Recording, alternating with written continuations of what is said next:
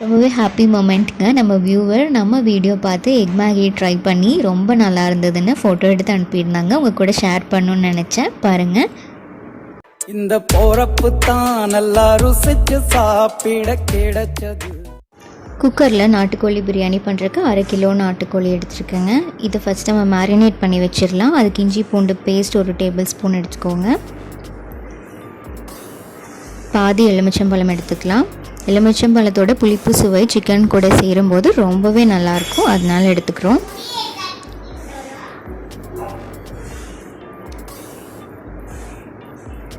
இது கூட உப்பு சேர்த்திக்கலாம். மேரினேஷனுக்கு அளவாக உப்பு சேர்த்தா போதும். 1 டீஸ்பூன் மிளகாய் தூள் எடுத்துக்கோங்க. கூடவே கொஞ்சம் டீஸ்பூன் தயிர். இது நல்லா கலந்துட்டு 1/2 மணி நேரத்துலேருந்து 1 மணி நேரம் அப்படியே இருக்கட்டும். 1/2 மணி நேரம் ஆயாச்சு. பிரியாணி பண்ண ஆரம்பிச்சிடலாம். அதுக்கு 1 டீஸ்பூன் நெய் சேர்த்திக்கோங்க.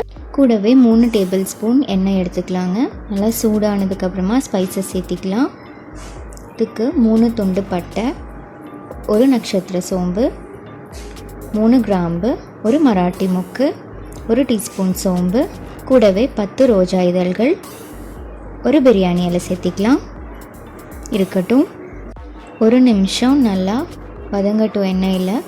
அதுக்கப்புறமா வெட்டி வச்சுருக்கிற 2 மீடியம் சைஸ் வெங்காயம் சேர்த்திக்கிறேன்.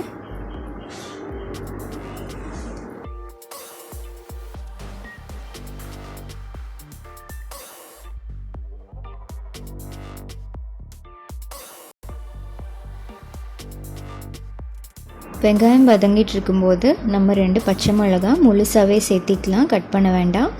கூடவே 1 டேபிள் ஸ்பூன் அளவுக்கு இஞ்சி பூண்டு பேஸ்ட் சேர்த்திக்கலாம். இது நல்லா கலக்கி விட்டுக்கோங்க.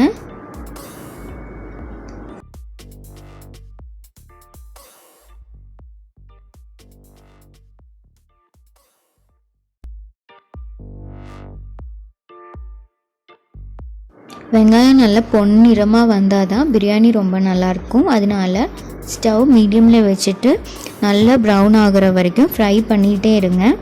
இந்த ஸ்டேஜில் நம்ம கொஞ்சம் உப்பு சேர்த்திக்கலாம். அப்போ நல்லா இன்னும் வதங்கும்.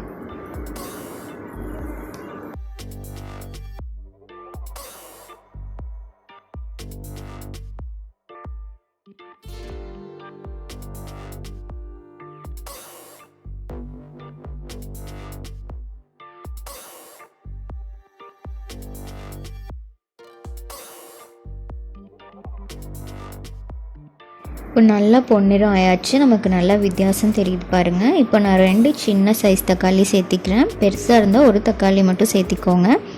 ரொம்ப தக்காளி சேர்த்துட்டா நல்லா இருக்காது, அதனால் அளவாக சேர்த்துக்கோங்க. இது நல்லா மசிஞ்சு வேகட்டும்.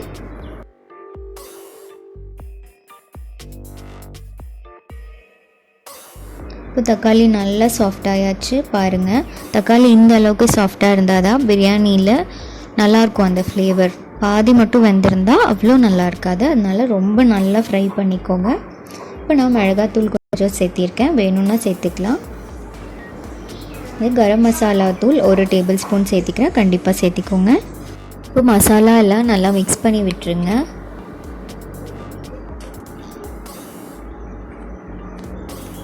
இந்த மசாலா ஒரு 10 to 20 செகண்ட்ஸ் வரைக்கும் எண்ணெயிலே ஃப்ரை ஆகட்டும். இப்போ நம்ம ஃப்ரெஷ்ஷாக வச்சுருக்கிற புதினாவும் கொத்தமல்லி தழையும் சேர்த்திக்கலாம். ஃப்ரெஷ்ஷாக இருந்தால் ரொம்ப நல்லாயிருக்கும், அதனால் ஃப்ரெஷ்ஷாக இருக்கிறதே சேர்த்துக்கோங்க. இதையும் நல்லா மிக்ஸ் பண்ணி விட்டுடலாம். நம்மளோட சிக்கன் இப்போது 1/2 மணி நேரம் மேலேயே மேரினேட் ஆயாச்சுங்க. இதை நம்ம சேர்த்திக்கலாம். இப்போ நம்ம மேரினேட் பண்ணி வச்சுருக்கிற சிக்கன் சேர்த்திக்கலாங்க. இந்த மசாலாலாம் நல்லா வணங்கினதுக்கப்புறமா சிக்கன் சேர்த்துங்க. சிக்கனில் பார்த்திங்கன்னா புளிப்பு, உப்பு, காரம்னு எல்லா சுவையுமே இருக்கும், அதுக்காக தான் நம்ம மேரினேட் பண்ணுறோம். சேர்த்திக்கலாம்.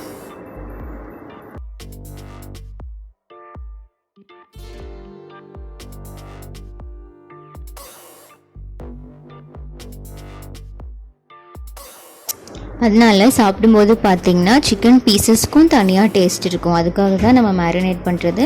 இப்போ எல்லா சிக்கன் பீசஸும் நம்ம சேர்த்தியாச்சுங்க. இதில் பார்த்திங்கன்னா கொஞ்சம் தண்ணி விட்டுருக்கோம், அந்த தண்ணியும் நீங்கள் கண்டிப்பாக ஆட் பண்ணிக்கோங்க, வேஸ்ட் பண்ணிடாதீங்க. அதில் தான் நம்மளோட இந்த மேரினேஷனுக்கு போட்டதோட எல்லா இதுவும் டேஸ்ட்டும் அதில் தான் இருக்கும், அதனால் அதையும் ஆட் பண்ணிக்கோங்க. பண்ணியாச்சு. இப்போ இதை நல்லா வணக்கி விட்டுறலாங்க.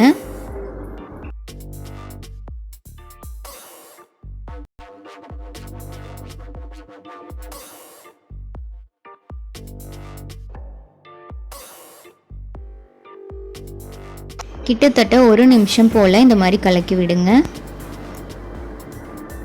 இப்போது இந்த சிக்கன் வேகிறதுக்கு தேவையான அளவு உப்பு சேர்த்தணும். நம்ம இதுக்கு முன்னாடி சேர்த்துனது மேரினேஷனுக்கு மட்டும்தான். இப்போ சிக்கன் வேகும்போது அதுக்கு தேவையான அளவுக்கு உப்பு சேர்த்திக்கோங்க.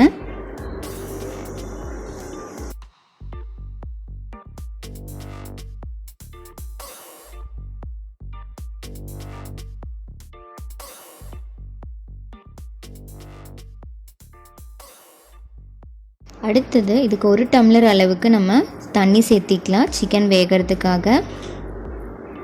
ஆல்ரெடி சிக்கன் தண்ணி விட்டு வேகும், அதனால 1 டம்ளர் மட்டும் சேர்த்திக்கோங்க. நம்ம ஹை ஹீட்டில் 5 விசில் வரைக்கும் விட்டு வேக வச்சு எடுத்துக்கோங்க. இப்போது 5 விசில் விட்டாச்சு. பாருங்கள் சிக்கன் எப்படி வெந்திருக்குன்னு. எண்ணெயெல்லாம் தனியாக பிரிஞ்சு நல்லாவே வெந்திருக்கு. 90% வரைக்கும் குக் ஆகிருக்கு.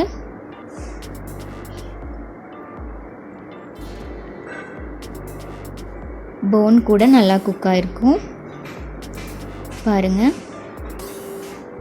இப்போது ஒரு 10 போல் சின்ன வெங்காயமும் 1 பச்சை மிளகாயும் மிக்சியில் பச்சையாக அடித்து எண்ணெயில் வணக்கி வச்சுருக்கேன். 5 நிமிஷம் போல் அதை சேர்த்திக்கிறேன். இது நல்ல டேஸ்ட் கொடுக்கும் பிரியாணிக்கு. இது நீங்கள் பெரிய வெங்காயம் வணக்கும் போதும் அடித்து அப்படியே சேர்த்திக்கலாம். இருக்கட்டும். இப்போ பார்த்திங்கன்னா சீரக சம்பா அரிசி தான் நான் பிரியாணி பண்ணுறதுக்கு எடுத்திருக்கேன். 1/2 மணி நேரம் ஊற வச்சு எடுத்து இப்போ நம்ம சேர்த்திக்கலாம். அரிசிக்கு அளவாக மட்டும் உப்பு சேர்த்திக்கோங்க. 1 டம்ளர் அரிசிக்கு 3 டம்ளர் தண்ணி வேணும். 1 டம்ளர் ஆல்ரெடி நம்ம சேர்த்தியாச்சு, அதனால் இப்போ 2 டம்ளர் சேர்த்திக்கிறேன். பிரியாணி 2 விசில் வரைக்கும் குக் ஆகட்டும். அதுக்குள்ளே தயிர் பச்சடி ரெடி பண்ணிடலாம். இது பண்ணுறதுக்கு நான் பேக்கெட் தயிர் எடுத்திருக்கேன். அதை எடுத்துட்டிங்கன்னா தான் தண்ணி விடாமல் கெட்டியாக நல்லாயிருக்கும். நறுக்குன்னு பெரிய வெங்காயம் சேர்த்திக்கலாம். உங்களுக்கு கொத்தமல்லி பிடிக்குன்னா அதையும் கொஞ்சம் சேர்த்திக்கோங்க. உப்பு சேர்க்க தேவையில்லை, கலக்கி விட்டுக்கோங்க. இது நம்ம வேறு பாத்திரத்துக்கு மாற்றி வச்சிடலாம். இப்போது 2 விசில் வந்து பிரியாணி ரெடி ஆயாச்சு. வாங்க ஓப்பன் பண்ணிடலாம். கொஞ்சம் ஆவி கம்மியாகட்டும், காமிக்கிறேன். பாருங்கள் நல்லா கம கமன்னு வாசனையாக இருக்குங்க. அவ்வளோ டெம்டிங்காக இருக்குது. இப்போ கொத்தமல்லி இலை போட்டுடலாம். போட்டு கலக்கி விட்டுடலாம். நம்ம சின்ன ஸ்பூன் வச்சு கலக்கிக்கலாம் ஃபஸ்ட்டு. பாருங்கள் எவ்வளோ நல்லா அரிசியும் வெந்திருக்கு, கறியும் நல்லா வெந்திருக்கு. உங்களுக்கு பார்த்தாலே தெரியும், உதிரி உதிரியாக நல்லா இருக்கு.